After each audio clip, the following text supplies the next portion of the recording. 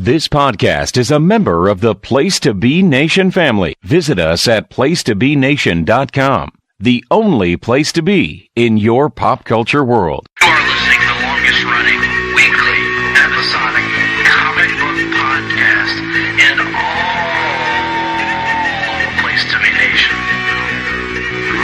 Broadcasting from the state-of-the-art L-shaped studios at beautiful and serene Ho-Ho Loon Plaza in Vancouver, British Columbia. Greg Phillips and Nick Duke are the Hard-Traveling Fanboys. Hard-Traveling Fanboys, Hard-Traveling Fanboys, Hard-Traveling Fanboys, Hard-Traveling Fanboys, Hard-Traveling Fanboys, Hard-Traveling Fanboys, Hard-Traveling Fanboys. Son of a bitch. Welcome, ladies and gentlemen, to yet another edition of the Hard-Traveling Fanboys. I gotta be careful about that space between the hard and traveling. I'm Greg Phillips. With me here in luxurious Ho-Ho Loon Plaza, the L-shaped studio. You can hear the police sirens in the background. A very crime-ridden day here in Vancouver, British Columbia, Canada. That's because we're here today. We're coming here today to talk about a book that is a crime against humanity. But we'll get into that in a minute. Yes, indeedy, doddly do. And you know, we are here. I don't even know how else to put this. This is an episode of the Longbook Hunters, which is where we take a look at a trade paperback collection or graphic novel. And as you all may recall, several months ago, maybe even a year ago. Yes, it was in January of last year. Nick Duke, my compadre here, forced me to read what may be my least favorite Batman story of all time, the A.J. Lieberman atrocity known as Hush Returns. So, since a year has passed, I felt it appropriate to pay back my colleague, my brother-in-arms, by forcing him to read what may be his least favorite Batman story of all time. And so, ladies and gentlemen, we are here today to discuss Batman R.I.P.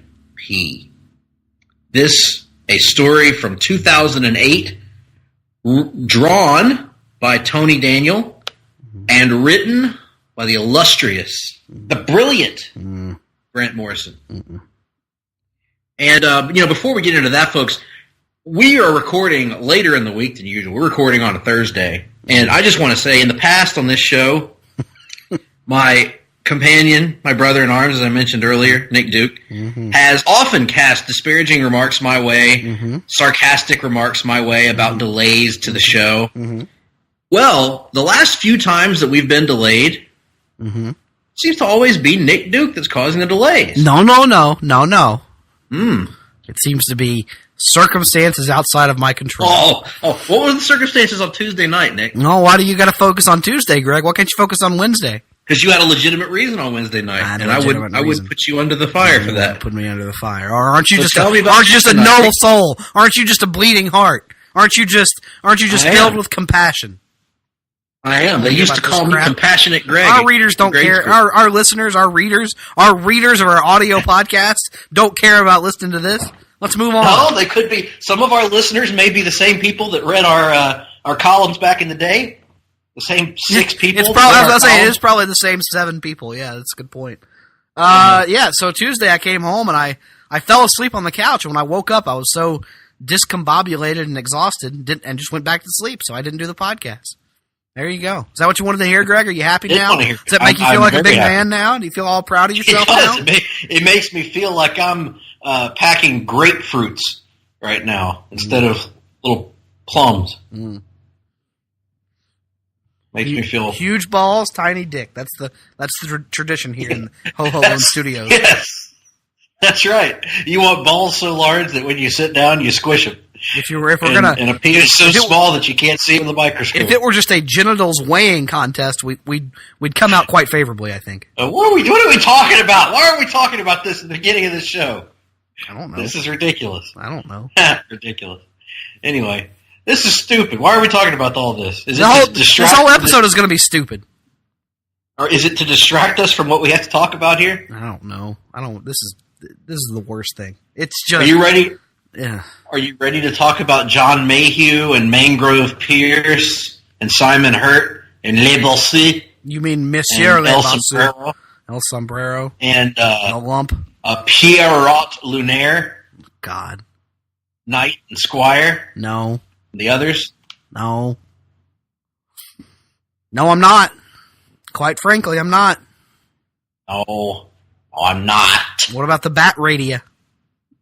Oh, what about the Bat Labia? Sadly, that did not make an appearance in the in this story. That would have been a much more interesting story had it done so. Mm-hmm.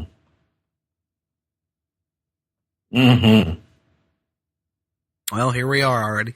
Here we are already at this point. As I'm trying to, what is that group called? Are they the group that helps them out at the end? Are they the Club of Heroes? Yes, the Club of Heroes. And they are opposed by the Club of Villains? Yes. That's what we have. Very inventive names here from Mr. Morrison. You could tell he really put his all into El Sombrero might be my favorite. El Sombrero. And you know El Sombrero is not even wearing a sombrero in some of his early scenes in this? No, he's like a luchador. He's wearing a lucha mask. He should be called La Luchadora, maybe. That would be better. Or El Luchador. I don't know. El Hijo del Luchador, maybe. He could just be called Luchador. Just drop it to one name. That's the trend these days. Oh, that's true. That's true. Or I guess if he was El Sombrero, he could just be El. El. There we go. I like that. Very good. Very good.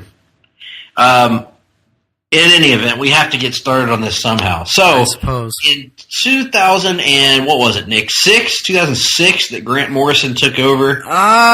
He was writing when I started reading Batman. So, like, I've told this story here on the podcast. I didn't start buying monthly comics until 2006. Yeah, the summer before I went to college, I finally discovered there was a comic shop in Enterprise, Alabama.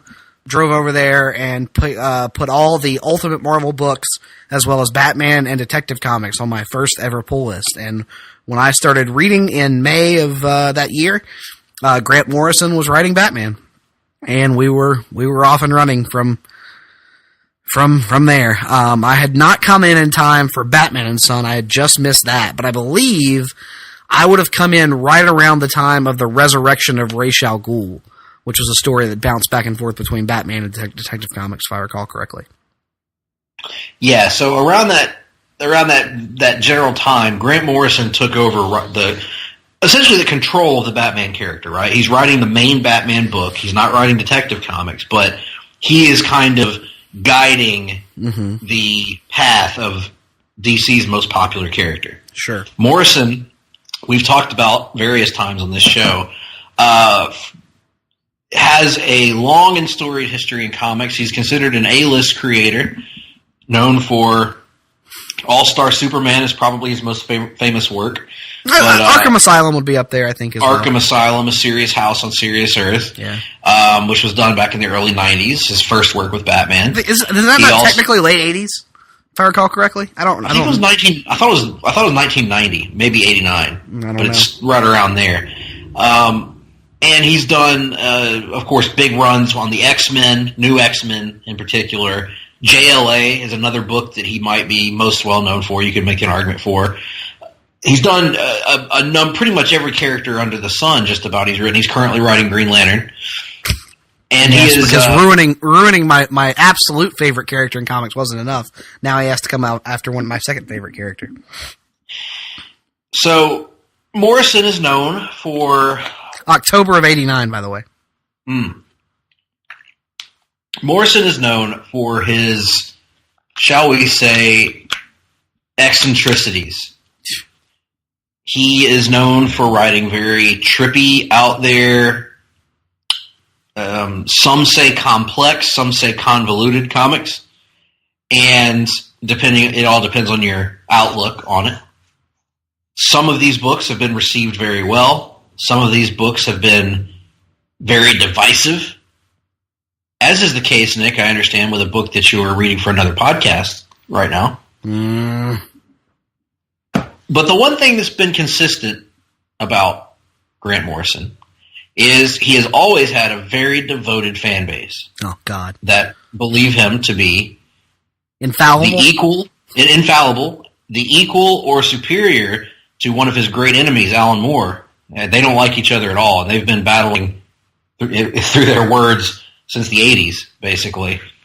And they are not compatible with one another, which is interesting because they seem to share a lot of overlap with fans and tend to try to do, I think, similar things with the way that they craft their stories. Although yes. I would argue that Alan Moore crafts his stories in a much better way. One is the shitty Diet Coke version of the other, I suppose. There you go. So Morrison had been writing Batman for a couple of years by this point. He did about roughly 2 years of build up to this story. He had done some of the stories that came before this, Batman and Son, which introduced Damian Wayne to the world. He did some sort of prose Joker story. That was actually good. I'll throw that out there. That was a good issue of Batman.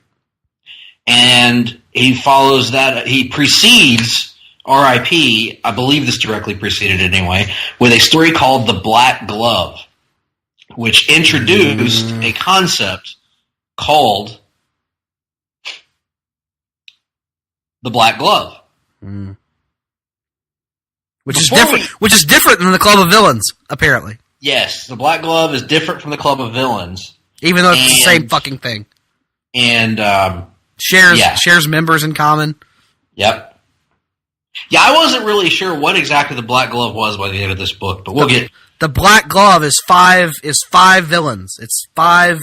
It can only be 5. So I think that by the end, the implication is that it is Dr. Simon Hurt, Jezebel Jet, and spoiler alert, and some other people. I don't give a good goddamn about spoilers. There's the general that the Joker breaks his neck. There's this other guy, the Reverend maybe, and then there's another guy that's there that I don't know the name of, and I'm not sure if it's ever established. And then there's and then of course the Club of Villains, which includes Le Bossu and many of the others that we've mentioned. Anyway, the Black Glove story, supposedly, which we didn't read for this podcast, I should make that very clear. The Black Glove story supposedly introduces the concepts that set up this, which we should mention, by the way, that we are reviewing Batman R.I.P. the Deluxe Edition. This is a version that can be found on Hoopla, the app Hoopla. It can be found through Amazon, through your local comic shop probably. If you find Batman R.I.P. at a store these days, a bookstore, this is probably the version you're going to find. As far as I know, this is the definitive version of this story. So, with that said, you better damn well have read The Black Glove before you read Batman R.I.P. And you know what? You probably better have read that Joker story. And you probably better have read Batman and Son. And you probably better have read every Batman story from the 1950s and 60s. And 70s and 80s. And probably 90s before you even start on this book. We did not. We went into this. And see, I can hear it now, Greg. I can hear all those Richards on the internet saying, "Oh, Greg and Nick don't like stories that reference other stories. They don't like deep continuity." I can hear the Tim Caples and the Todd Webbers and the Ben Morses of the world criticizing us for not wanting to have to dig through decades of continuity to understand 8 fucking issues. So be it. What of it? And you know where they can send all their concerns, Nick? To @JR's BBQ. That's right. That's right. So, you better go into this book very steeped in this continuity. And by continuity, I don't mean actual continuity. I don't mean the contemporary, as of 2005, Batman continuity. No, I mean you need to be steeped in every Batman story that has ever been written, because one of Grant Morrison's stated purposes and claims behind his Batman run is that he wanted to encompass and incorporate everything. Every era of Batman, fair enough, Not just every era. Story of Batman. Everything that has happened. Every reboot that DC has done, all of it, everything counts was his philosophy. So, starting with... Which is literally impossible given the very definition of a reboot, which reboots continuity and chooses selectively to discard certain elements. You can't have both the reboots and the prior continuity. It doesn't work. Everything going back to Detective 27 is fair game. That includes all those crazy stories from the 50s where Batman and a version of Batwoman that does not officially exist in continuity took off to space and fought Martians. All the stuff in the 60s with the exploding pies and the timid Joker and the jokes, the just general lighthearted 60s TV show tone to the comics, all of that. Everything up through the 80s with the Killing Joke and all that, through the 90s with Cataclysm and Nightfall and all that stuff. Everything counts. All of it is together and ties into the Batman's history. And right from the start, Nick, as soon as we opened the first page of this book, I was lost. I was utterly and completely lost opening this first, because we start out with this Hannibal Lecter and Clarice Starling kind of... Greg, that speaks to why this review of this book is really irrelevant coming from us, because, as you said, you were lost. The reason that we don't like this book, Greg, is because we're just not smart enough to get it. That's the problem. That's true. That really boils this podcast. We can end it right now, honestly. Yep. We don't need to have a second half. We're just not smart enough to get this story. Mm-hmm. And if we had any doubts about that, the fans of this story will tell us. Yes. We're just not intelligent enough to understand what's happening. Yes, if you don't like any Grant Morrison story written post-2000, it's because you're just not smart enough to get it. Yep. And we're going to come back to that, Nick. We're going to circle back around to that concept once we're done talking about this story. So keep that in mind, audience. That's a little nugget that will pay off later on. Well, I was just really confused because we get this Hannibal Lecter and Clarice Starling intro with the Joker who's locked up in Arkham and Batman talking to the Joker and trying to uncover information about the Black Glove. Who is the Black Glove? But the Joker's just playing games with him. He's laying out cards. He's laying out, Nick, the dead man's hand. Yeah. I don't know why this is important, but you know it's important because they use the term dead man's hand approximately 645 times over the course of this 200-page book. And it's important because when he asked the Joker, what is the Black Glove, he deals an 8 and an ace, and an 8 and an ace. And, of course, the 8th letter of the alphabet is H, spelling out ha, ha. My God. It's genius. It really is. It's already genius. I get it now, Nick. I get that part now. Wow. The Joker made a laugh pun. And you know, when you lay out the aces and eights, brother. No. Hey now. You know what that means. Hey now. No flag, brother. No flag. You know, you might have a little bit of Bully Ray in there. You might have a little bit of Brother Devon, Mr. Anderson, Taz. True. Might even have just a little bit, brother. Hulkamania going on there. Well, you know. Or Brookamania, anyway. Hulkamania, has left an indelible mark on the world. It's important to mention here because we have just seen the anniversary of Hulk Hogan winning the WWF title from the Iron Sheik there. And it's important to mention that some places that Hulkamania goes, he leaves an indelible mark on, such as, might I suggest, the Silver Dome, brother, which was a wonderful place to be, a wonderful place to see this past weekend. So that's all I'll say about that. Lord. You're rolling high and mighty. Oh, it was... But let's bring it back to something that'll make you even higher and more mighty. Let's bring it back to Zur-En-Arrh. You have to be high to enjoy this piece of shit. I mean, that's pretty much that's who it's written for. Let's dispense with the pleasantries. It is written. Grant Morrison wrote this story for himself, which is fine. A lot of writers, come from the standpoint of what would I like to see? What kind of take on the character would I like to see? And Grant Morrison's take is something that can only be comprehended or potentially comprehended by the mind of a drug-addled maniac. That's what he wants to see. He wants to see a vision of Batman that is filtered through the lens of psychedelics and nonsense. And that's what we get here. Psychedelics and nonsense. Psychedelics and nonsense. Good name for an album. And pretentious pseudo-psychobabble. It was just... Oh, there's a lot of that. I'm glad you said that, Nick, because that's a great segue. If you love pretentious pseudo-psychobabble, you'll love this book. Yep. Because it's filled with it, starting from the opening pages. Because the Joker and Batman have a conversation that is nothing but psychobabble. Right. And it's like like a 3-page scene, and then right after that scene ends, there's a giant splash page, and Morrison is telling you how pretentious he's going to be with this fucking book, because the splash page in giant letters says, "This will be a work of art." Horseshit is what it is. This is such an ineffective cold opening to a comic. There's no introductory page to this collection to tell us here's what you've missed to this point. And in fairness to DC Comics, they probably would have had to add an extra 30 pages to this of text just explaining what the hell has happened, as if he's just terrified to his bones the next moment. There's no context for any of this, you see. None. And this is a story called Batman R.I.P., which you have to know as a writer, you have to know as a company.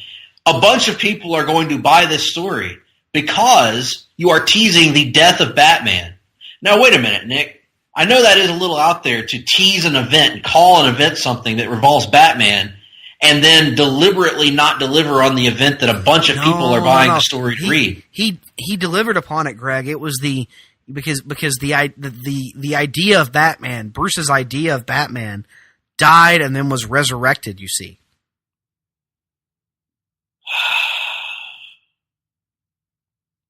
In any event, we're also introduced in short order in this book to what I thought was the Black Glove, but was in fact part of the Black Glove in addition to the Club of Villains. Your doorstep, I trust for someone of your talents, this will not be a problem. And Dr. Hurt, of course, informs him that no, the Black Glove is already taking care of it. His dental records are already being erased, even though the man was literally just killed. A stranger was just killed, and his dental records are already being erased at the federal level. Nick, how'd that work? I don't know. Fair enough. We're introduced to these characters, and of course their ringleader is the aforementioned Dr. Simon Hurt. Now, Dr. Simon Hurt, here's an interesting bit of what Morrison likes to do that pisses me off. We've talked a lot. And this is not going to turn into a Jeff Johns blowjob podcast like we've done in the past. Far be it from that. He's just the first author that comes to mind when I think of this. We have talked in the past about how much we love Jeff Johns and his ability to take obscure C and D-list characters and reform them into A-list and B-list characters, right? Yes. Well, Grant Morrison likes to take super obscure characters and just pop them back in as if they've been there the whole time. Can we confirm that these characters actually existed? Some of them did, some of them didn't. Dr. Hurt, according to Wikipedia, is based on an unnamed scientist who first appeared in Batman number 156, June 1963, in a story which is referenced in this many times, Robin Dies at Dawn. And in that story, Batman participated in an experiment for NASA that caused him to hallucinate that Robin was in constant danger. Morrison masturbated over this story and thus produced semen-like entries all over throughout his run of Batman, peppering the pages with semen that turned into Dr. Hurt. So, this is just an example of what he does. He takes an obscure, unimportant, never meant to be anything character from the early 60s. I'm not sure the writer or it's all it says here. Sheldon Moldoff was the writer who created this character. Sheldon Moldoff. I don't think Sheldon Moldoff ever expected unnamed scientists to become a character.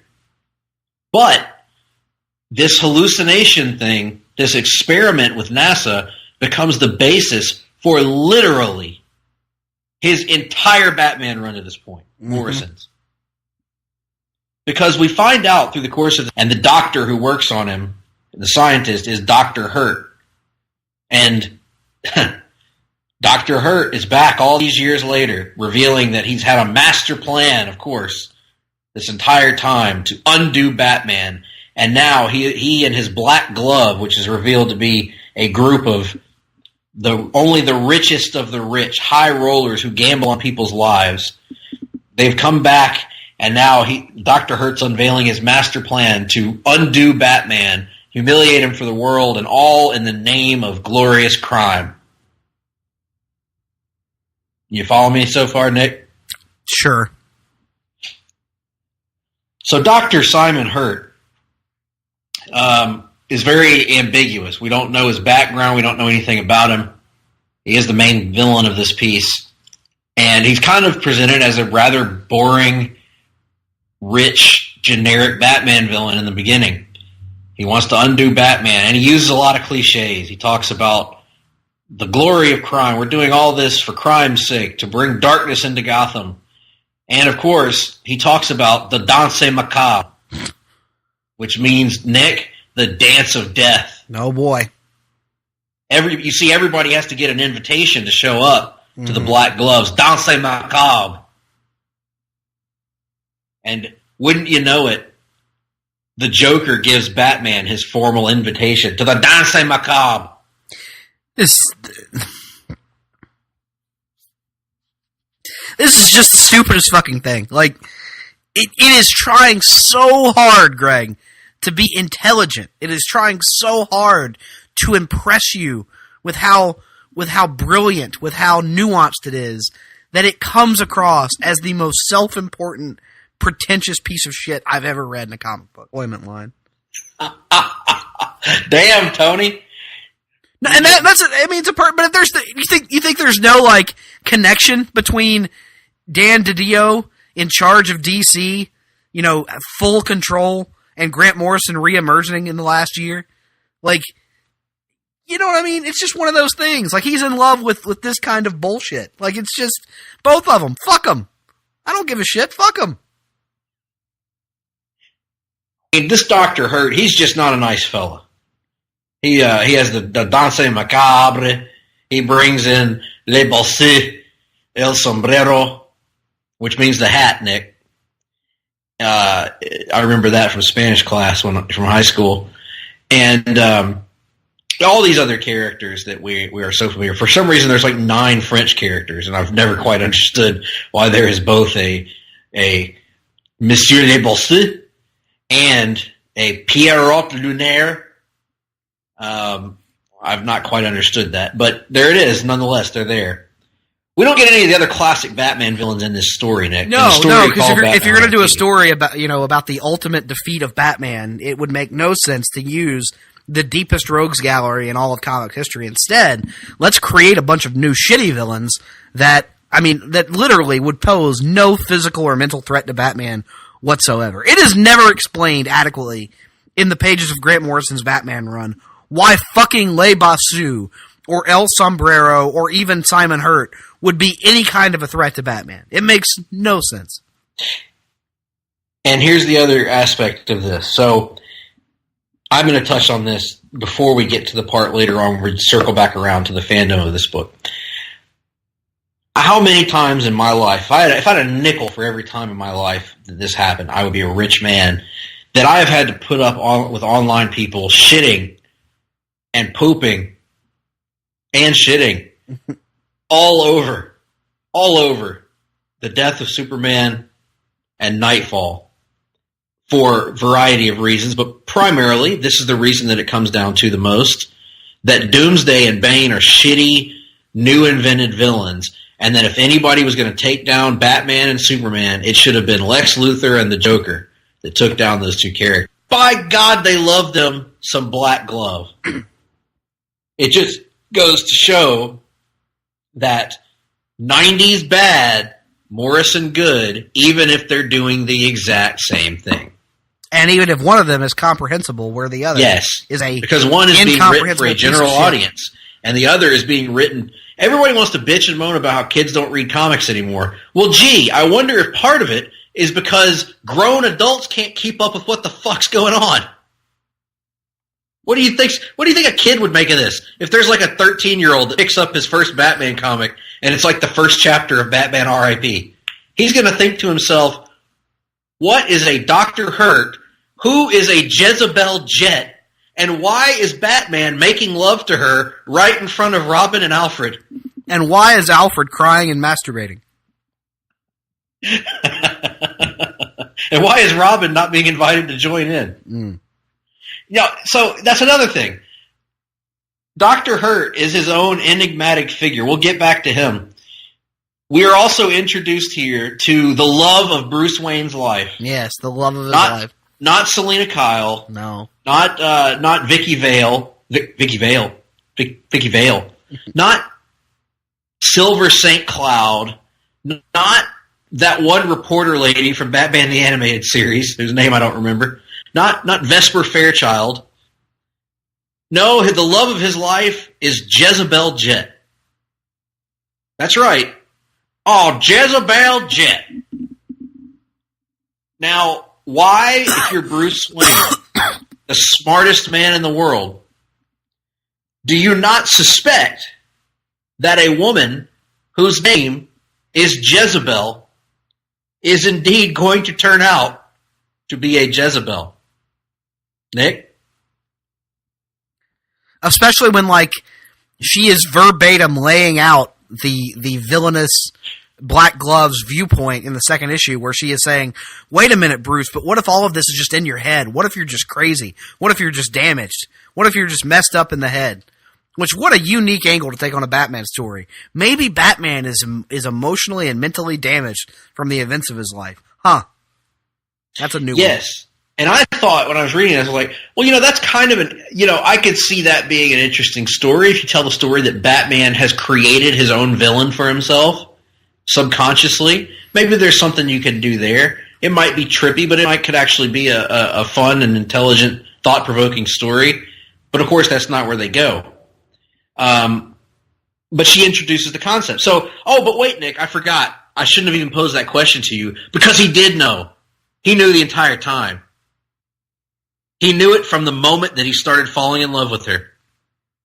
That she was clearly there just to fuck with him. But he played along because of that. What, Nick? The acting lessons from Alfred. Oh, God. So, well, again, we'll circle back to that. The plot of this is Batman trying to find out about the Black Glove, and the Black Glove enacting its ultimate plan to take down Batman. Dr. Hurt, apparently, with this experiment all those years ago, implanted a code word into Batman's psyche that, when enacted, would cause him to suffer a psychological split, a breakdown in his mind. And that code word, of course, Zur-In-R, which is a reference, because everything in this is a goddamn reference, to, of course, a story from the 50s or 60s. I've already lost interest in determining which, where Batman dressed up, a Batman of an alternate dimension dressed up in a multicolored rainbow costume. You've probably seen it online. Batman 113, August of 1958. Ah, yes. 1958. That classic year of Batman comics. The character is the alien Tlano from the planet Zur-In-R. Which works better and makes more sense than this bullshit. Mm-hmm. So it's revealed that Dr. Hurt implanted this code word in Batman's DNA that, when he sees or hears it, will force a psychological break that will cripple him, essentially. Described as a, quote, mental backup operating system. An entirely separate personality he has installed in his brain, so that if his main personality ever fails, he can have a backup. This is separate, though. This is separate. because that was Batman's preparation for the preparation. Mm-hmm. Remember? So Dr. Hurt didn't know that Batman would have that preparation for his planned subconscious assault. Ah, yes, that's true. So, anyway, when he sees Zero-R, he locks up and he says, that can't be, what's going on? And see, Jezebel and those around him have already gotten him to start questioning his own sanity about investigating into the Black Glove, that maybe there is no Black Glove. Maybe he is the Black Glove. Then the Club of Villains infiltrates the Batcave. They beat Alfred mercilessly with a baseball bat and leave him virtually comatose. After sowing seeds of doubt in Bruce that maybe Alfred was betraying him, which he wasn't. The one good thing about that is I remember a frantic college-age Nick Duke bitching and moaning about the thought of Alfred turning on Bruce, saying that he would give up DC Comics forever if they did that. It was fun times. But nonetheless, they didn't do that. And anyway, Bruce is then tied down to a bed, and we're told this in non-linear fashion, of course, but I'm trying to make it linear. And he's injected with weapons-grade crystal meth and heroin. And we don't say that it's weapons-grade. Dr. Hurt explicitly states this is weapons-grade crystal meth, whatever the fuck that means. And he menacingly holds up two giant needles in the flashback sequence that reveals this. They inject Bruce with these drugs, these horrible weapons-grade drugs, and they toss him out on the streets like a bum. And he wakes up and he goes through withdrawal symptoms. He's sick. And he meets his new best friend, a homeless man by the name, Nick? Honor Jackson. Honor Jackson. A homeless man who speaks in cliches. And of course, Honor Jackson is depicted as a panhandling African-American gentleman, and is written in a very stereotypical and, borderline offensive way. And not good. Not good. What are your thoughts on Honor Jackson? Maybe you were a fan, Nick. No. It just didn't serve any purpose. It was just an entire issue of, again, nonsense and psychobabble. And then at the end of the issue, it's revealed that, I don't know what you're talking about, man. Honor Jackson died yesterday. And Bruce like, but I just spent the entire day with him. And he actually gave Bruce the Bat Radia. The Bat Radia. Yes. So Honor Jackson leads Bruce on what he calls an odyssey across town to try to hook him up with his buddy. What is it? One-Eyed Lincoln or something? I don't know. It's like one-eyed Lincoln or something like that. One-eyed monster. Step right up and see the one-eyed monster. That looks just like my husband's Willie. Woody Harrelson. So, Honor Jackson, who says things such as, you say that, but dope don't grow on trees, or maybe it does. What am I, a horticulture expert? That's $2 bags right there. I'm going to keep the other half. So you got a strung out drug addict Bruce Wayne, which this comes from the same writer who gave us strung out drug addict Magneto in New X-Men. So it shouldn't come as much of a surprise. Lone Eye Lincoln is the guy. Sure. I had to get you up and walking long enough to get your head clear. Come 11 o'clock tonight, walk 8 blocks in that direction and tell Lone Eye Lincoln that Honor Jackson sent you. Make your choice with a clear head is all I'm saying. You can fall or you can rise. The implication is given when he finally meets Lone Eye Lincoln that Honor Jackson had died 24 hours previous, so he didn't exist. But yet he had to have existed because he gave Batman the Bat Radia, right? Yes, the Bat Radia apparently is another reference to this 1958 story, because the Batman, the actual Batman of Zero-R, possessed a bat radio with which he could jam atmospheric molecules, affecting the equipment of his enemies. And after the two Batmen parted ways, this Tlano, the Batman of Zur-En-Arrh, left Bruce with the bat radio. And then I guess apparently Bruce hid it on the streets in case he ever got injected with weapons-grade crystal meth so that he could conveniently find it in the event of a psychotic break.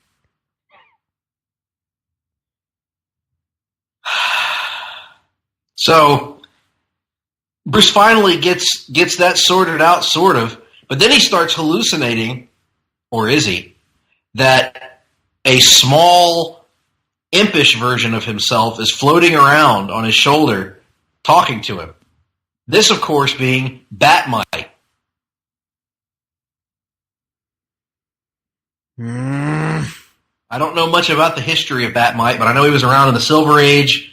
He was the Batman equivalent of Mr. Mxyzptlk. I think I got that right. A fifth-dimensional imp who looked up to Batman and worshipped him as his hero. And anyway, Batman starts seeing him on his shoulder, talking to him. But not just Batmite. He also becomes the Batman of Zur-En-Arrh and accepts it. And he sews for himself a multicolored Batman suit, much like that old 50s story. Then the gargoyles in Gotham City start talking to him. He tells Batmite, am I nuts, or did these things just talk? And Batmite says, You're totally sane. But never mind the gargoyles, the bad guys are on to you. We can't stay here, Batman. And the gargoyles say, we've only been watching over the city for 80 years. What do we know about anything? Such a great story already. We're also revealed about all of these damn backstories about things that Bruce went through.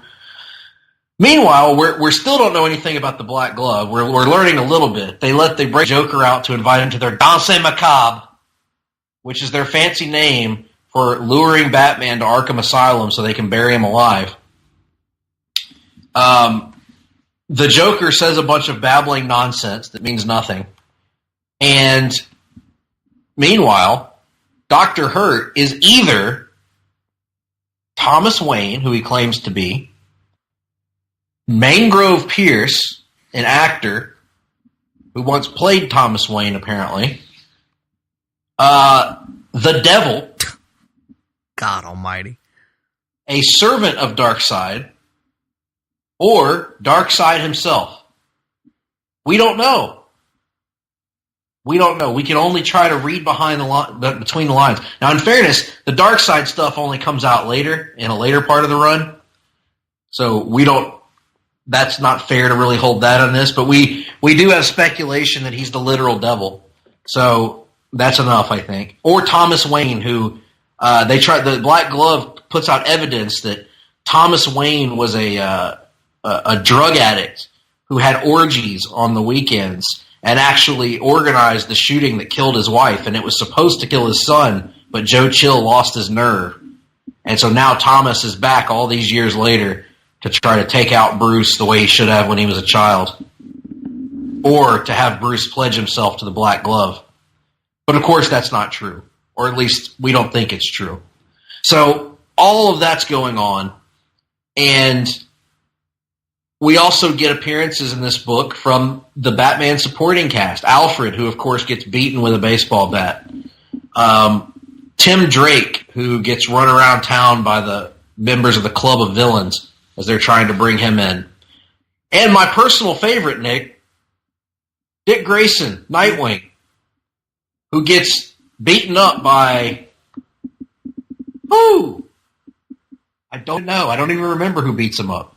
Beaten up by somebody. One of the members of the Club of Villains gets the jump on him, beats the hell out of him, renders him comatose, brings him to Arkham Asylum where Monsieur Le Bossu, under his civilian... You see, Le Bossu is a respected doctor and surgeon who's like 4'10", I guess. Sure. And when he becomes Le Bossu, he puts on a disfigured mask and hunches himself over because, as we learn here, Nick, Le Bossu is French for the hunchback. Not just French for the bossu, as I once thought. So this hunchback figure is Le Bossu. But he's also been hired on as a surgeon or as a doctor at Arkham. And so he basically puts Dick Grayson in a straitjacket, sedates him, and is planning to perform a lobotomy on him. All as part of their plan to get Batman by striking at those that matter to him. Of course, because I've never seen that happen before or since in the world of Batman comics. Anyway, this doesn't work out. Dick Grayson breaks free at the last minute and shows up to help Batman, but not enough, apparently. There's so much going on here, Nick. I don't even know where next to go with it. Dr. Hurt is full of shit. His plan doesn't work. He underestimates Batman. Oh, here's the other thing. You were talking about why these characters would pose any kind of a physical or mental threat to Batman. Here's the trick. They don't. They don't. Because, ultimately, this is Grant Morrison's way of writing Batman is the extreme version of the criticism that other writers have gotten that never seems to fall his way of the, quote, Bat God writing, where Batman is superior to everyone else around him because he's literally prepared for everything. He's prepared for things that you could not possibly prepare for, but he's prepared for them. For instance, it's revealed at the end of this book, and you tell me if I'm misreading this, but this is how I read the page, that Batman knew that Jezebel Jet was with the Black Glove. Yes. Knew that, or at least thought that Dr. Hurt was Mangrove Pierce, and knew that the Black Glove was an organization, even though he explicitly states earlier in this story that he doesn't know if it's a person or an organization. But he knew that it was an organization because he knew all the information about Jezebel's past and what the Black Glove killed her father and mother and left her in charge, killed her father, turned her mother into a psycho, and left her in charge of that country, and that she was then part of the Black Glove. So he knows all this information about the Black Glove, all of that stuff. He planned for this whole thing, and he had that backup human operating system, as you put it, Nick, earlier. Actually, as Grant puts it in the book. For God's sake. He referenced it. That just in case he ever suffered a psychological attack, because he suspected it even all those years ago, that he was already under attack. So he has this backup operating system, the Zurin-R, to bring him back to his senses. What are we doing? And get him back in the fight. Well, so ultimately, there was never any peril because Batman had prepared for every mother freaking thing that happens here. What are we doing? Like, there's no point in trying to go through the entire plot of this because the plot is nonsensical. It is self-referential, masturbatory bullshit. Like, it's just fuck this. I don't know. It's not a lie. It's just bullshit. Okay, there's another thing here that I want to talk about. Grant Morrison's obsession with holes. We've often laughed here on the show, Nick, about that immortal line from the Final Crisis Superman tie-in. I'll go fix the hole in forever. Right? Well, right here, we have, in a span of a few pages, Bruce Wayne, in a flashback, talking to this evil monk who is attempting to poison him. And he says, he's talking about these things that he found on his spiritual journey. He says, I found a hole in my mind, waiting to open up and swallow me whole. Oh, but it's foreshadowing, Nick, because later in the book, Dr. Hurt says, I am the hole in things, Bruce. Mm-hmm. The enemy. The piece that can never fit. There since the beginning. But he wasn't. No. And we never find out, by the way. In this story, we never find out who Dr. Hurt is, do we? No. We don't find out the truth. It's just one part of a much larger epic tale that's being built. That encompasses not just Batman, but Final Crisis as well. Final Crisis, Batman Incorporated, Batman and Robin. The return of Bruce Wayne. The return of Bruce Wayne, my lord. But anyway, we should probably just say, how does Batman die? It's Batman R.I.P. It's the death of Batman, right? He doesn't. Yeah, he doesn't. This book has no conclusion. No, there's a helicopter crash that makes you think that Batman might have died, and then it jumps forward to 6 months later with a Batman that is not shown who the Batman is running around doing stuff, and that's what you have. Yep. But as we find out in the epilogue of this book, Batman is still alive. He's been tied into a dream machine. By the minions of Darkseid, apparently. But we don't know that they're the minions of Darkseid, because that's never mentioned here. Well, the Wikipedia summary says they're the minions of Darkseid, Greg. No, they are the minions of Darkseid. And what finer tradition is there on the Place to Be Nation Pop Network than reading things off of Wikipedia? Absolutely. But yeah, the beauty of that is, this is a tie-in to Final Crisis that does not mention Final Crisis. Nope. That does not mention Darkseid or Club Darkseid or whatever the hell. It's these two apocalyptic dudes that we don't know are apocalyptic dudes. They just look like two random guys we've never met. And some creature called the Lump that looks just like Clayface, does he not? Yes, he does. Who are sitting there wreaking havoc on Bruce Wayne's psyche through his dreams. But he figures out that things are wrong, that the dream sequences are wrong. And again, I'm waiting for some sort of conclusion. Batman breaks out and beats these guys up. He doesn't. He breaks out, but we don't see what happens. You have to read Final Crisis to get that. There's no conclusion here. The Batman dies and there's no fallout of what happens from he doesn't die, but the helicopter crash happens. There's no fallout from what happened. There's no emotional resonance. There's no reactions from anyone. There's just people looking at the wreckage, or the wreckage, if you will. It is incomprehensible. It is bad storytelling. It is incomplete storytelling. You know, we've often heard that thing that every comic is someone's... I shudder to think of anyone whose first comic book was anything in this entire collection. Because though it makes sense. There is nothing here that makes sense, in my opinion. Now, there are those that disagree with us, which we'll get to in just a moment. But, Nick, give me your thoughts on this story. Because I know a few chapters into this story, you were saying, well, not as bad as I remember. Not good, but not as bad as I remember. Wait. Two chapters, because the first two chapters, outside of that god-awful Batman Joker scene, are relatively straightforward. You got Batman running around doing things. Tim is voicing concerns about being worried about him or whatever. And it's relatively straightforward stuff. And then at the end of the second issue, when the Zurin R-Hammer drops, and then it turns into just bullshit. I mean, just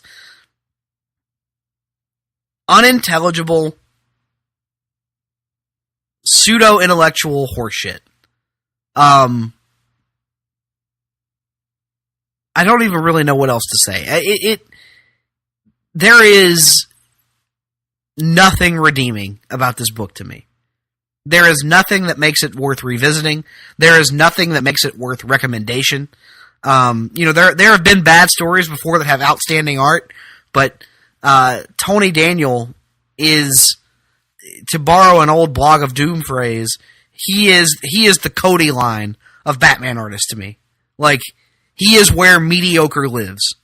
And then you attach mediocre art to this incomprehensible, pretentious bullshit of a story. I can't recommend this to anyone for any reason, nor would I. I like Tony Daniel. I like his art.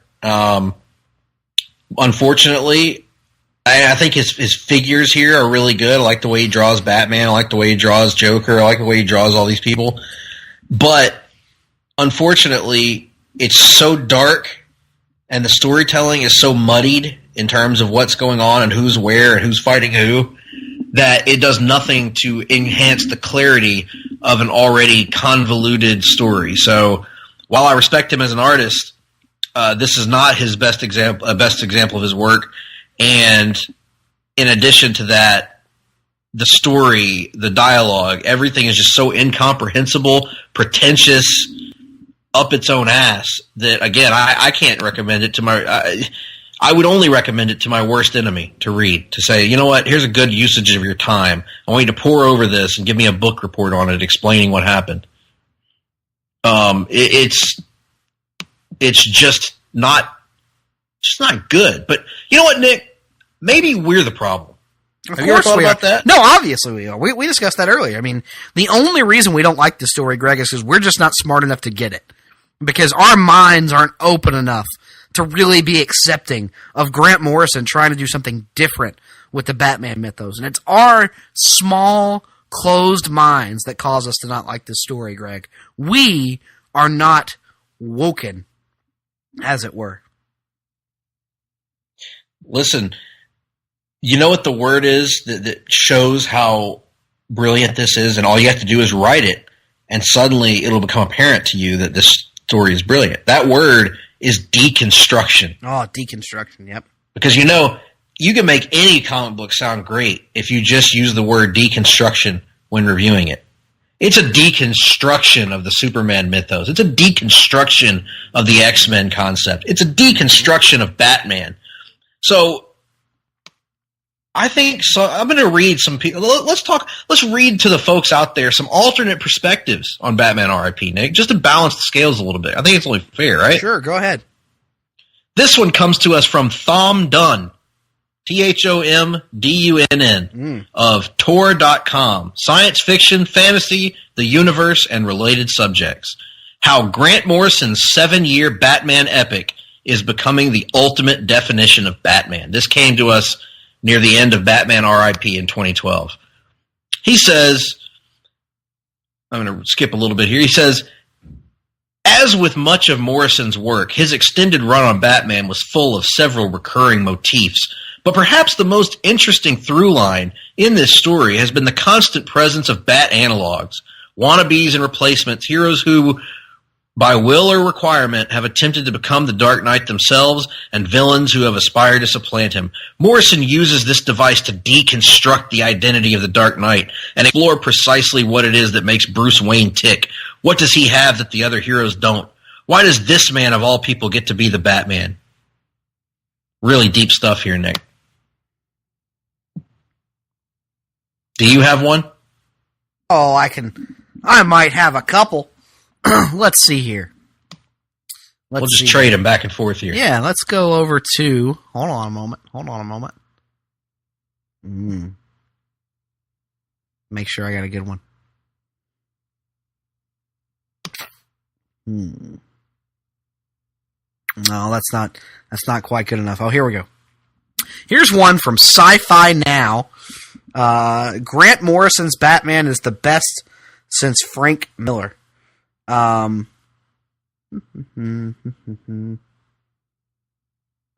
Here's just a sample of what Morrison has brought to the table with his run. He's killed the Dark Knight, reinvented the idea of Batman and Robin for a modern audience, portrayed Bruce Wayne as a caveman, reinvigorated forgotten parts of DC mythology, explored the idea of Batman being a global crime-fighting franchise, and even found a place for Batmite as a hallucination.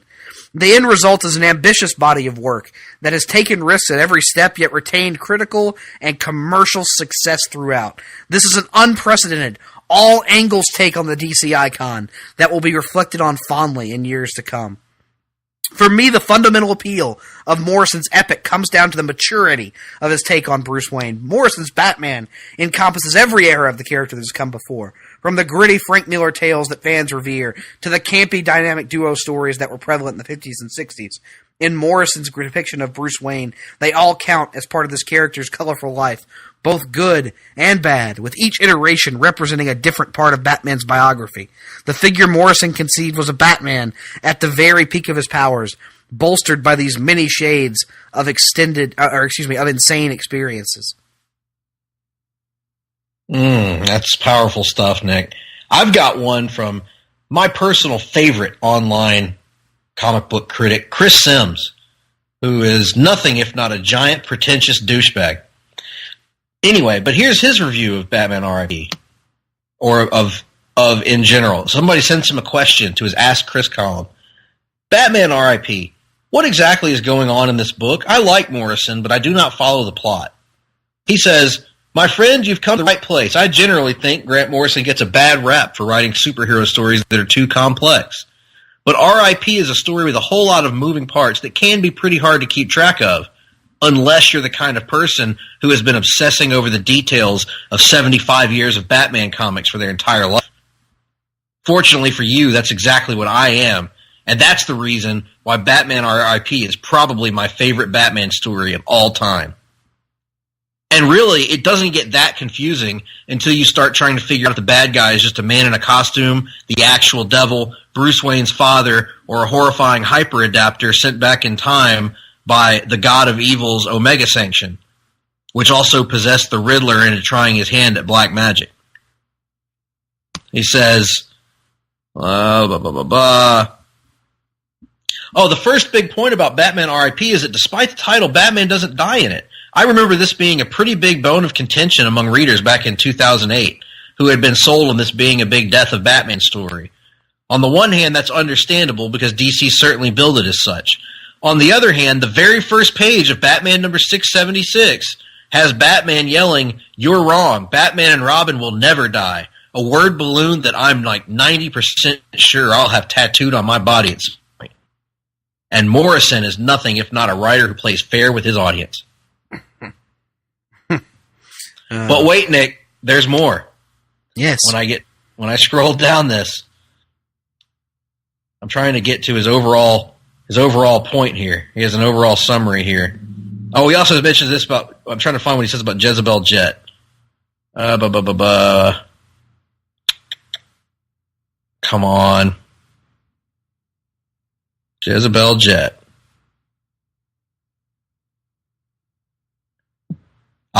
It's Jezebel Jet, who makes a perfect romantic foil because they have so much in common. She's a fabulously wealthy orphan, but rather than spending her money on rocket cars and utility belts, she's a philanthropist who uses her fortune for the benefit of her country. Not gonna lie, that part's particularly brilliant because it chips away at Batman's confidence by weaponizing the same criticism that people have about his character in the real world. And in conclusion, he says, when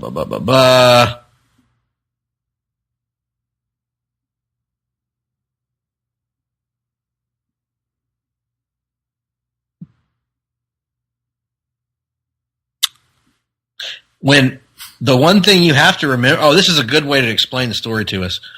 What you have to remember is that, quote, Thomas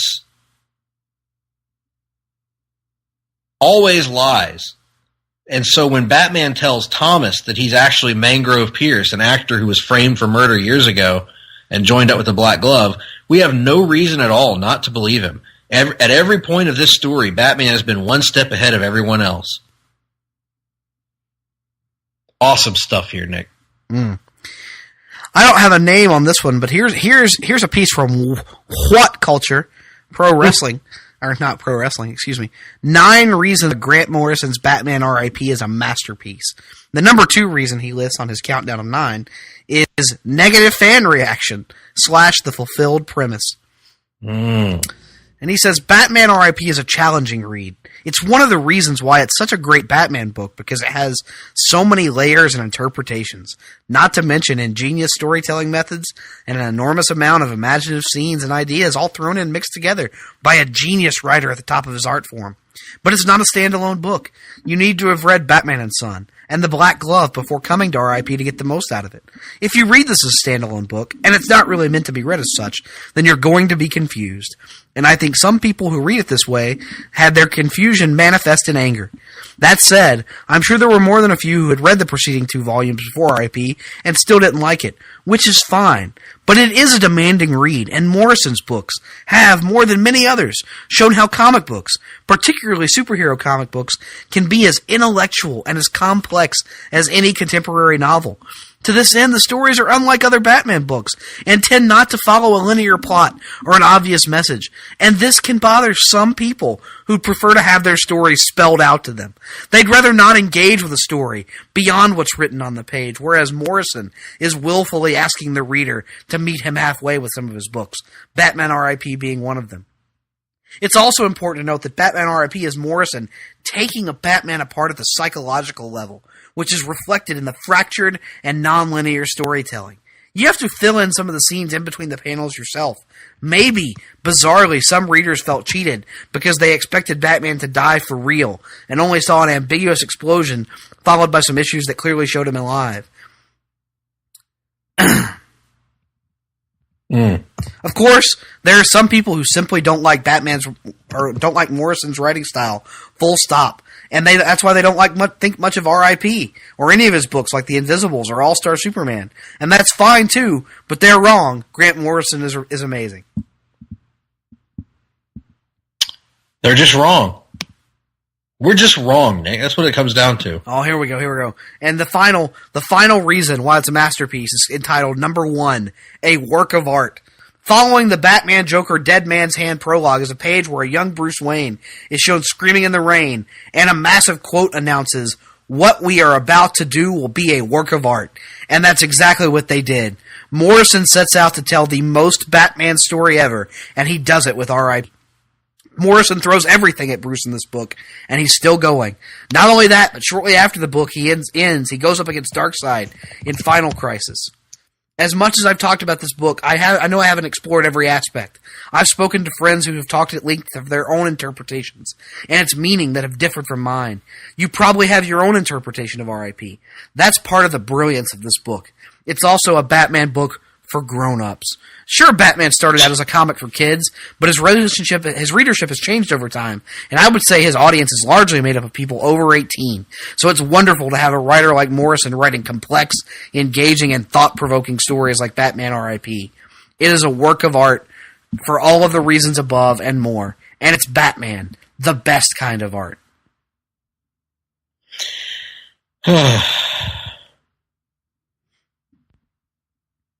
You ever encounter other comic book fans that make you not want to be a comic book fan? Oh, God, all the time. Yep. Well, that's what those people make me feel like, Nick. Listen, if there's people that like this story, to each their own. Everybody's got different opinions about everything. But the idea that the only reason that you don't like this story is because you're just not smart enough or grown up enough to get it. That's what pisses me off. It's deliberately self-referential. It's deliberately tied up in 80 years of bullshit that makes it impenetrable to the average reader. But because there's references to things, oh, it's cool. What a great thing. I understand that he's referencing a 1950s Batman story. It doesn't make it good. It doesn't make it make sense in context. Nick, this story sucked. It did. It's absolutely terrible. What are your thoughts on Batman R.I.P., listeners? Let us know by tweeting us at gphillips8652, at nickduke87, sending us an email to gregp@placetobenation.com, nickd@placetobenation.com, or by going to the Place to Be Nation Comics Facebook page. We always like to have conversations there. In this case, we really don't, though, because this entire discussion had pressed me. Reading this book made me see only the worst things in life and did nothing to alleviate my recent issue of being cold on comics. Nick's was bad. This was just bad. Yes, and if you like it, please do not send us feedback. Do not try to convince us that it's good. We have no interest in having the discussion with you. Your taste in comics is probably very poor and different from what we enjoy. So let's just let you have your opinion. You sit over there and you just leave us alone and don't really provide us with any feedback. And if you wanted to not listen into the show anymore, that would be fine too. How do we know anyone's listening right now? We don't. I'm just saying if they like Batman R.I.P., they probably shouldn't.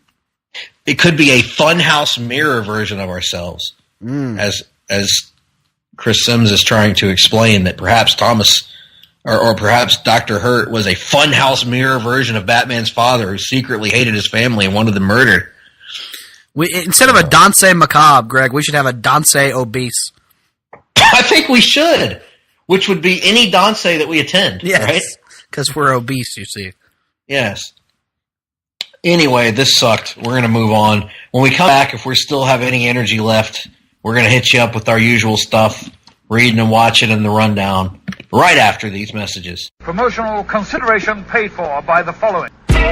PlayStation Nation's Justin Rosero and Chad Kimball here, and we want to let you know that we have a ton of great podcasts available to you on iTunes, Stitcher, Google Play, and PlayStation.com, and we now offer them to you on 2 great feeds.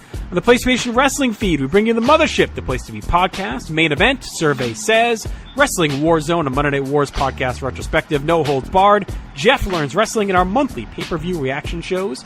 On top of that, we're also dipping into the vault, re-releasing the entire catalog of where the big boys play for your enjoyment. In addition to these full-length shows, we also deliver special network pod blasts on topics old and new. The Place to Be Nation Pop feed is loaded with great content, offering such tremendous shows covering the land of pop culture, such as Geek and Sassy, Talkin' Pop, the Glenn Butler Podcast Hour Spectacular, Sunday Groove, PTB in Play, Freak Out Drive-In, Songs with Friends, Looking Forward, Looking Back, and Lucha Undead, as well as a veritable podcast heaven for comics fans with the Hard-Traveling Fanboys, Sellers Points, Conversation Comics, DC Post-Crisis Management, Marvel Age, and Marvel Age Masterclass, plus weekly pod blasts that cover the gamut of comic topics. The feed is also filled with insightful sports content, including the NBA team, This Week in the NFL, and more. And you can find all these current shows, plus archives of our past podcasts, including The Kevin Kelly Show, as well by subscribing to both feeds on iTunes. And while there, be sure to rate and leave feedback as well. All of these shows, plus others available at PlayStation.com. We cover pro wrestling, sports, movies, comics, in-depth stretch projects, and more. Be sure to support our site by using PlayStation.com/Amazon while doing your online shopping. And download our free PTB Vintage Vault Refresh ebooks via the links on our site. We also want to thank our friends at Boneheads Wing Bar, ProWrestlingOnly.com, and TheHistoryOfWrestling.com. Be sure to follow us on Facebook, Twitter, Instagram, and Tumblr as well. PlayStation.com, the only place to be in your pop culture world. Ho Ho Loon Plaza is alive and well for the second half, and hopefully a cheerier half of our show. Greg Phillips here alongside Nick Duke, and we are here to bring you so much great content. Okay, none of it's great content, but we're here to bring you content nonetheless. And here to kick it off, we're going to give you our weekly look at the PN news and notes in the world of comics. It's a little segment we like to call the Rundown. Welcome to the Rundown, where we talk some comic news. Welcome to the Rundown, where we talk about movies too. Kicking it off this week is the retirement announcement of a true comic book legend, the fantastic artist, writer, creator extraordinaire, George Perez, officially announced his retirement from comic book work and private commissions on his Facebook page this week. He is known, of course, for lengthy runs on Justice League of America, New Teen Titans. He and Marv Wolfman really innovated and made what it is today. Wonder Woman, The Infinity Gauntlet, Avengers versus JLA, everything in between. All characters under the sun. The greatest of all time at illustrating multiple characters on a page, at putting a splash page that can include literally hundreds of characters on it. No one's ever been better at those sort of big scale pages than George Perez. Of course, he's also the man responsible for the biggest event book in DC history, Crisis on Infinite Earths, that sort of created the modern era of DC Comics. But he says that due to health reasons, it's time for him to step away. He's not going to be able to do interior art anymore. He will be doing occasional sketches, occasional drawings for different cons and things like that. But he's finished with his full-time comic book work. So always sad to see a legend walk away, but you know what? If you're going to go out, you want to see an artist get to go out on their own terms. And yes, it is health related, and that sucks. But I'm glad that he's getting to see all of the impressions that he's left on fans over the years. Certainly one of the all-time greats. Yeah, absolutely. You gave a laundry list of accomplishments.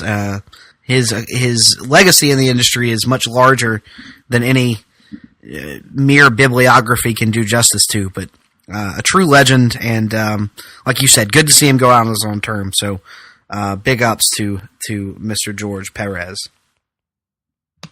Well, the company for which Mr. Perez did a lot of his work in his career, DC Comics, has announced some organizational changes this week. They laid off about 7 employees and rearranged things in an attempt to, quote, strengthen and evolve the division for future success. It says DC is going back to its roots of delivering epic stories with our world-class characters, stories, and brands, according to a memo they sent to their employees. Being a premier house of storytelling will never go out of style, and we intend to ultimately superstar our existing fans while providing new, compelling content that engages and excites even more fans around the globe. End quote. As a result of this, SVP Sales Trade Marketing John Cunningham, who has been with the publisher for 13 years, Eddie Scannell, who has been Consumer Marketing VP and has worked for DC for over 3 years, lost their positions. The one that's really seeming to stick in the collective craw of a lot of creators at DC, though, is the loss of an art supervisor, of all things. He's a guy that's very well respected, and his name is Mark Chiarello, or Chiarello. People are very upset about this. He was a guy that's been kind of in charge of DC's covers for a long, long time. Considered an excellent artist and an excellent person to work for. And he's been with DC, working with them since the Hellboy days of Mike Mignola. Worked on Hush and other things along the way.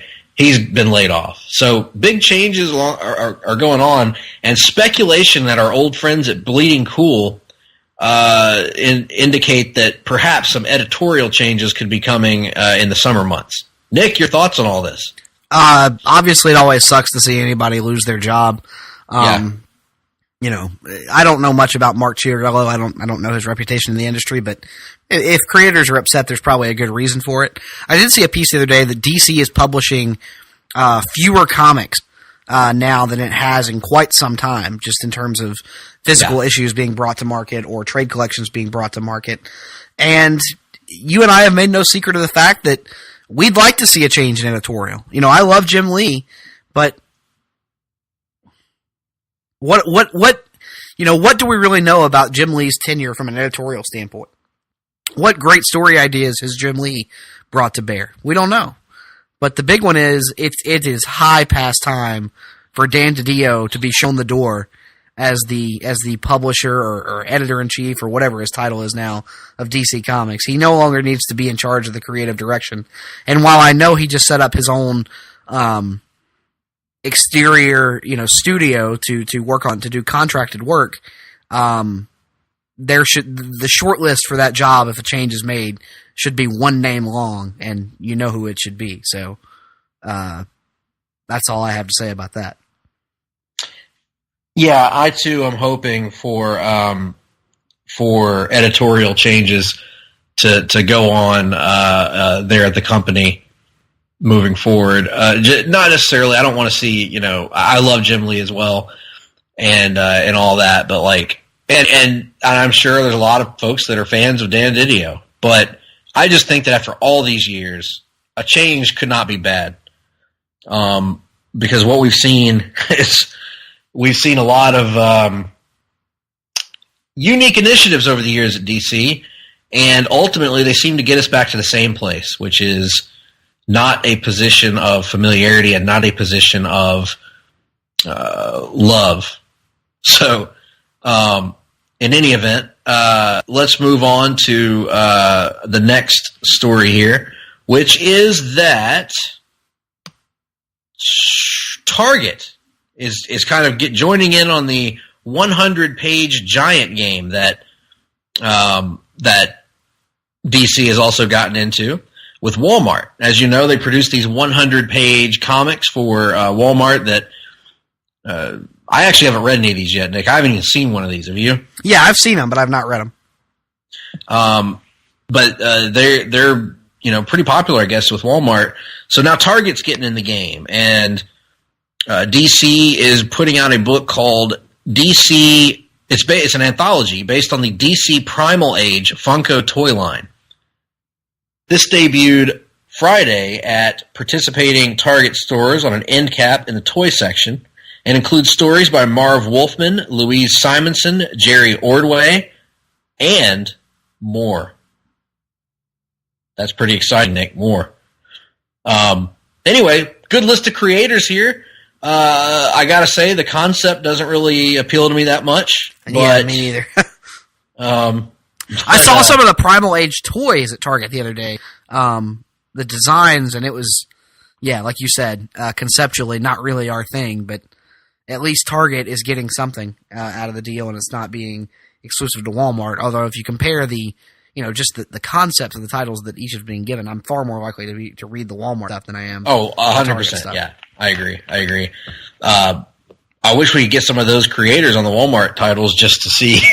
I don't know. The idea of superheroes based in the dinosaur age has never really been my bag, baby. Mm-hmm. But that's just me. You know what else is not my bag, Nick? What's that? Our first look at John Cryer as Lex Luthor on not Smallville. Sorry, on Supergirl. I don't want to hear this. I don't want to hear it. I have no interest in hearing it from you, Mister. Oh, it's not going to be that bad. It might not. I never said it wasn't going to be. It might not be that bad. It might not, and it might not have. It might not. It still might not. Maybe it'll be better than the image looks. But I will acknowledge that the opening image of John Cryer as Lex Luthor is every bit as ridiculous as I ever could have imagined it would be. It's every bit as ridiculous as I said it would be. First of all, he's got a beard, which never, to my knowledge, well, there has been a bearded Lex. There was Lex Luthor 2, the redheaded Lex. It doesn't matter if he has a beard or not. The point is, it's fucking John Cryer, and nobody's going to take it seriously. And he's got a Hector Hammond-like bald head going on. And he looks like a child molester. Yeah, he does. He really does. He looks like he's been imprisoned for downloading things he shouldn't have been downloading. But nonetheless, it's happening. We're getting John Cryer as Lex Luthor, whether we like it or not. And we don't, for the record. No, we do not. Do not like. But one thing that I do like, is Kelsey Grammer. TV's Kelsey Grammer. X-Men 3's Kelsey Grammer is coming to Arrow, our beloved Arrow. Kind of. Sort of. Yeah. In a way. Not on a full-time basis. What is he going to do there, you might ask? Oh, he's going to allow me to buy time, first of all. And second of all... The gimmick of the 150th episode of Arrow, which is upcoming, is going to be an episode entitled The Emerald Archer. And the idea is that it's going to be a fake documentary. It will be a documentary about the history of the Hood and the rise of vigilantism in Star City. Mm-hmm. And that Kelsey Grammer, while he will not appear physically in the episode, will be narrating the fake documentary that is being produced for the episode. I love this idea, Nick. This is really cool. I always like it when Arrow goes outside the box for an episode or two and does some kind of different things. I liked it on The Flash, and they did the musical episode. And I think this is a great idea. It kind of reminds me of what they did with the Watchmen movie to do the Under the Hood portion, where they did it as like a documentary series about the Minutemen. That's kind of what it reminds me of. So I'm looking forward to this. I think this will be cool. Yeah, it should be cool. Now, do you think that this takes place in the future that we've seen on the show recently, or do you think it takes place in current time? Apparently it takes place in current time. Okay. Very good. Thoughts on this, Nick? No, I'm for it. Great documentary voice here for Kelsey Grammer. The only way it could have been better is if they had gotten like Morgan Freeman or James Earl Jones or somebody. Morgan Freeman. James Earl Jones. Oh, that's Morgan. I was doing the Morgan Freeman voice to say James Earl Jones.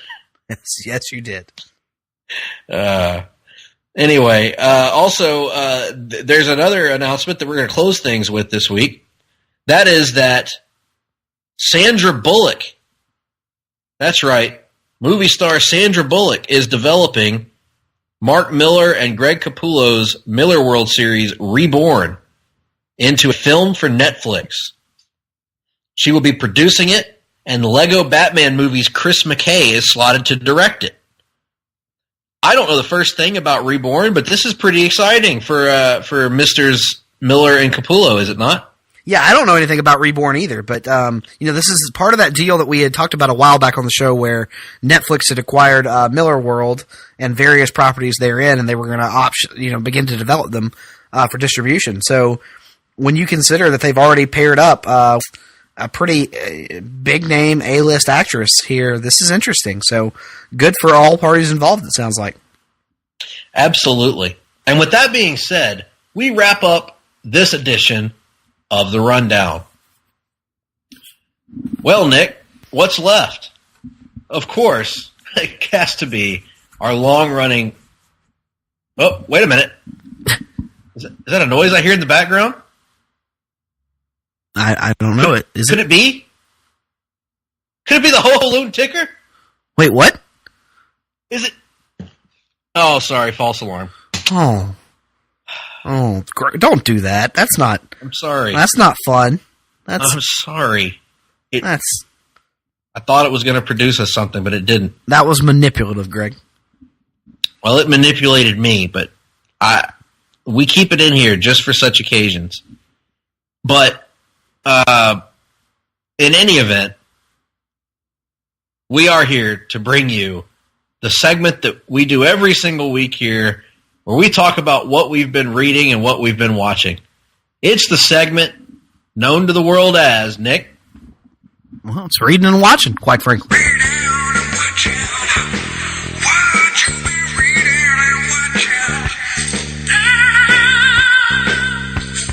What you been reading and watching? There it is, reading and watching. What you been reading, Nick? Batman R.I.P.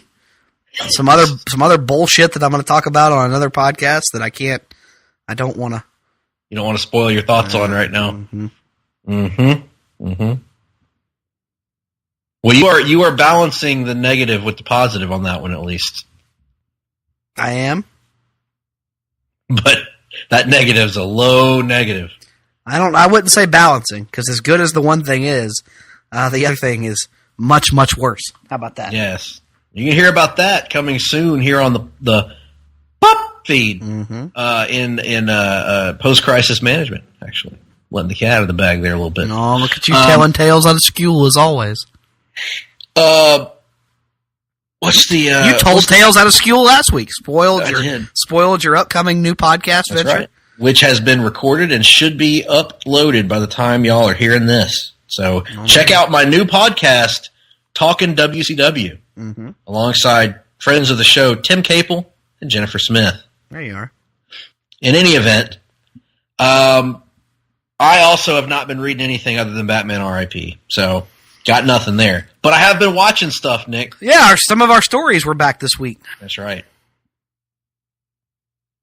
And kicking things off on our schedule. We work things different from the actual CW schedule due to our usual Yes, we go Monday to Sunday. We cut it off at Sunday. So, like for example, Right. as we record this, Arrow is now back. Black Lightning is now back. We're not talking about those because our schedule is Monday to Sunday. So we're actually talking about the mid-season return of The Flash and the mid-season return of Supergirl because those were the only two to air last week. Very good. So starting us off, we had an episode of The Flash. And in this episode of The Flash, Nick, if you had to describe what happened, how would you describe it? Well, if I had to describe what happened, I would say that, first of all, it's really useful to not try to get ahead, and that way you get confused about what happened. And you rely on your co-host then to describe the events of episodes. Well, you had what happened here was you had Nora having to deal with the revelations about Thawne that she had learned from her father in the mid-season finale, and she goes back to the future and confronts Thawne with this knowledge. Thawne tells her that she's just going to have to trust him. For what end? We don't know. We really don't know what's going on here with Thawne and Nora yet. We don't know why they're aligned. We also get to see how this new knowledge is affecting her. She starts to take a harder stance against villains, including the new Weather Witch, who seemingly is attempting to turn over a new leaf and show remorse for her actions, but Nora is so disillusioned by her trust being violated by Thawne that she doesn't believe that any villain can truly turn over a new leaf, that all of them are just doomed to be evil forever and ever, and so she takes a very hard stance against that. Meanwhile, Barry's powers are out of control, so he has to hide in the power dampening pipeline there for a couple of days until things can calm down a little bit. So you got all that going on. I'm trying to remember what other subplots. Oh, Cisco doesn't want to be Vibe anymore. He's decided he's going to search for a metahuman cure. And at first, Caitlin is like, no, don't do that. And then by the end of the episode, she's like, okay, let's do that. And that's what they're going to do the rest of the season, apparently. And meanwhile, Sherlock is hot on the trail. He knows that something is not right with Nora, and he is working hard to uncover the truth. Yeah, no shit, Sherlock. See what I did there? Hey, isn't it interesting that on two simultaneous shows, on The Flash, you've got a team that is working to develop a metahuman cure, and on Supergirl, you've got a team that is working to develop a metahuman drug that will create metahumans. Yes, because if normal people have powers, they won't hate aliens anymore, Greg. We'll get to that. One of the worst pieces of character logic that's ever been stated on a CW show, which covers a lot of ground, by the way. So, I thought Flash was really good, actually. It was good. A really good start. You know why it was good, Greg? Thawne, and there ain't no Cicada or Chris Klein anywhere to be found. Nope. He was absent from the episode. And I would argue that the episode was served by that. I would agree. It was great in that regard. I thought pretty much everything worked. The one thing that I will say is, how old is Nora supposed to be? I do not know. I am going to guess like 20 at the oldest. Because she acts like a child, like a literal child, in terms of her steadfast, one-sided belief in everything until it changes wildly to the other side. I think what I'm getting out of this is that, after the death of her father in her timeline, she was probably sheltered somewhat by Iris. They kind of imply that, with the whole like power dampening thing. And so I'm thinking that while she's not necessarily a child, she has not had the wealth of life experiences that a normal human being would have. So I think the childlike depiction of her at times is intentional on their part, in my view. But perhaps I'm giving them more credit than they deserve. Hopefully, but it was a good show nonetheless. Yes, it was. Enjoyed it. Good start to the season. Thawne is awesome. Yes. And adds so much to the show. Agreed. Supergirl, which is kicking off the second half of the season for that show, kind of picks up the pieces of where we left off last season, which, by the way, actually, I watched a bunch of Supergirl this past week. I was 4 episodes behind. So I have caught up on Supergirl completely. And briefly my thoughts on the entire story arc right now, where Supergirl has been kicked out of the DEO because she refuses to reveal her identity. James Olsen went undercover in the Sons of Liberty, not undercover, but tried to get an interview with the Sons of Liberty, and it went badly. Supergirl nearly got killed, but he did manage to change one person's mind in there. Lena is trying to now develop this drug that will give humans meta powers. All of this is going on at the same time. And I gotta say, I was very critical of Supergirl earlier this year, Nick, if you remember on the show. I did not like the beginning of this season. I thought it was pretty bad, honestly. I thought it was very heavy-handed. I had no faith in them at that point. I lost faith in them to handle anything with subtlety or nuance. I have really enjoyed this last stretch of episodes. The last 4 to 5 episodes of Supergirl have been very, very good. And particularly as they got closer to the season finale, not counting the old stuff. And then this episode I thought was really, really good. The exploring the fallout of what happens when Supergirl is no longer with the DEO. They uncover more information about this complete bitch, Colonel Haley, that has taken over charge of the DEO, basically. And the episode ends in a very emotional scene that I was not prepared for, where Alex gets her mind wiped by Jean because they have to wipe out everyone at the DEO's knowledge of Supergirl's identity because Haley is going to find it out. I thought this was a really good episode, Nick. I loved it. I really did. Yeah, I thought it was really good as well. A strong return from Supergirl. So both shows that came back from the midseason break came back in strong fashion, and I'm sure that will only continue with the other shows that we'll talk about next week. Yes, and so I guess, do we want to rank them, or is it too few shows to well, I mean, we can rank them. I'd go Flash and then Supergirl. I would probably go the same. I don't know. It was close. I don't know. Yeah, I'll do that. But it was real close for me. So, anything else that I've watched this week? Let me think. No, nothing. Well, whoa. My goodness. The digital clock on the wall tells me we've got a minute, Nick. It's time for the Wrestling Minute. Gosh, what's going on in the world of wrestling right now? Lots of rumors swirling about current Raw Women's Champion Ronda Rousey and her contract status with the WWE post-WrestleMania. Some reports would have you believe that her contract will be up after WrestleMania. Some would have you believe that her contract is for a few more years, but she will be taking a hiatus from WWE in order to start a family after WrestleMania. Don't really know what to believe there, but certainly injects some intrigue into not just the women's division, but the entire idea of what might close Mania at this point. So we're not yet to the Rumble, but Mania speculation already running wild in the online community. Absolutely. And meanwhile, the weekly shows, I thought Raw was not very good. It was fine. It wasn't good, but it was not as bad as it's been. But I thought SmackDown was... Oh, go ahead, Nick. No, I was nothing. I was yawning. I thought SmackDown was excellent, including what has turned into an early contender for Feud of the Year with just 2 matches down. Rey Mysterio versus the recently renamed Andrade. Andrade, yes. No middle or last name needed. None needed.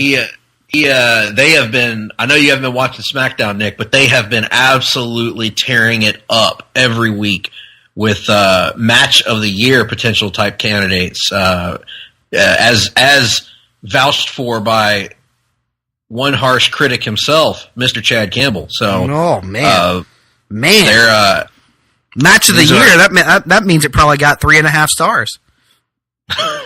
These are top level matches going on between Andrade and Rey, and I for one am hoping they get a chance to do it at the grandest stage of them all. That's a lot of them wrestling on TV every single week to stretch it all the way to Mania. I think they can do it. I think they can do an interim feud with Rey and Joe, and then come back to Andrade at Mania if they chose to. They probably won't choose to do that. But I don't know. We'll see. We'll have to see. Anyway, that's been the Wrestling Minute. Well, So, with all that being said, next week, folks, we are going to be joined in the studio by my co-host on Talkin' WCW. No, we will not. No, it's going to be 2 weeks from now that's going to happen. Yes. Jennifer Smith will join us in 2 weeks to discuss Ant-Man and the Wasp. Uh-huh. Next week, we're going to give you a mystery show. That's right. It might be a countdown. It might be an off the page. Those are the only two things that it might be. But it'll either be a countdown or an off the page, and we're going to bring it to you right here on Hard-Traveling Fanboys, Nick. Mm-hmm. Yeah. So that is where we are. And as we come to the end of this episode, we're going to end as we do each week. And this week we have a very special musical exit. As Greg, let it never be said that we are nothing if not reactive to fan feedback. And of course we had our wonderful listener Mike on Twitter at FrankFran29 who requested. He said, "If I may be so bold, may I ask?" And the only thing I'm gonna correct you on here, Mike, is use the proper nomenclature when you refer to JR. Remember, it is WWE Hall of Famer Jim Ross. May I request that JR sing "Color Me Bads, I Wanna Sex You Up"? It's not the performance we need, but TBF, it's probably the performance we deserve. So TBF, the Superstation. Well, with all that being said, Mr. Ross, what can we do to accommodate our good friend Mike's request? Well, I'm glad you asked that, Nick. I've been coming here for a few weeks now, and I thought about going home. I'll be honest with you. But usually when a talent wants to take his ball and go home, it's one of the two C's, right? Right. It's either cash or creative. Cash or creative. That's exactly. And I got to be honest with you. When I saw the creative for this week, I wasn't so sure about this. Mm-hmm. I could make the argument that before what I'm about to do for you right now, I may not have ever even heard of a Color Me Bad. Nor have I heard of a I Want to Sex You Up. But nonetheless, for my listeners, for my fans, I've decided to come through once again right here on the Hard-Traveling Fanboys. I hit him. Come inside. Take off your coat. I'll make you feel right at home. Now let's pour a glass of wine, because now we're all up. I've been waiting for you, girl. Just let me hold you close to me. Why? Because I've been dying for you, girl, to make love to me. Girl, you make me feel real good. We can do it till we both wake up. Girl, you know I'm hooked on you, and this is what I'll do. I want to sex you.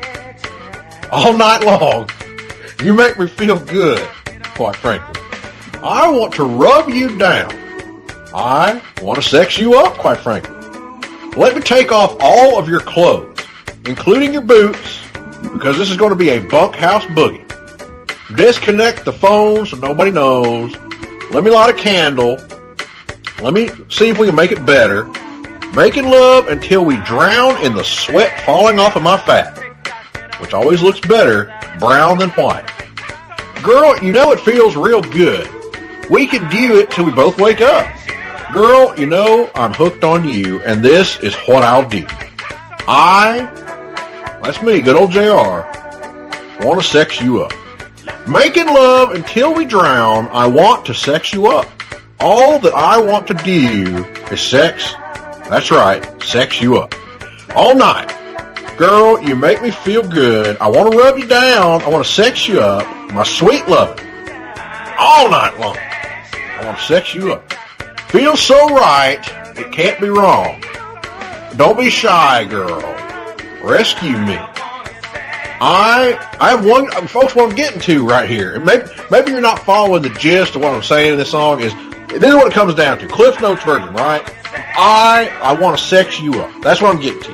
That's at the heart of all. Let's be honest. We can beat around the bush all we want. It comes down to the fact that I want to sex you up. That means have relations, fornicate one another.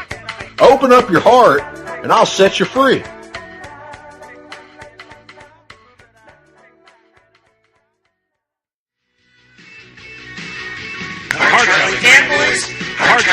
Fanboys, Hard-Traveling Fanboys, Hard-Traveling Fanboys, Hard-Traveling Fanboys, Hard-Traveling Fanboys, Hard-Traveling Fanboys, Hard-Traveling Fanboys, Hard-Traveling Fanboys, Hard-Traveling Fanboys, Hard-Traveling Fanboys, Hard-Traveling Fanboys, Hard-Traveling Fanboys, Hard-Traveling